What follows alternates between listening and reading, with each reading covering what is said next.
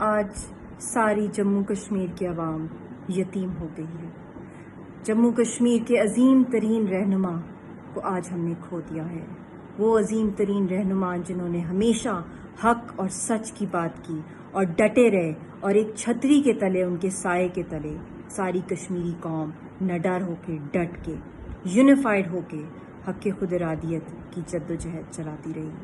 آج اس سائے سے ہم محروم ہو گئے ہیں، ہم یتیم ہو گئے ہیں. بلکہ مجھے تو الفاظ ہی نہیں مل رہے کہ میں آج کس طریقے سے ان کو یاد کروں. ان کی کمی جو محسوس ہو رہی ہے، جو وہ آزادی کا خواب لے کر اس دنیا سے رخصت ہو گئے. انہوں نے دن رات جد و جہد کی کہ کشمیریوں کو ان کی شناخت ملے، آزادی ملے، اور جو ان کی لازوال قربانیاں اور محبت پاکستان کے ساتھ اور پاکستانیوں کے ساتھ تھی.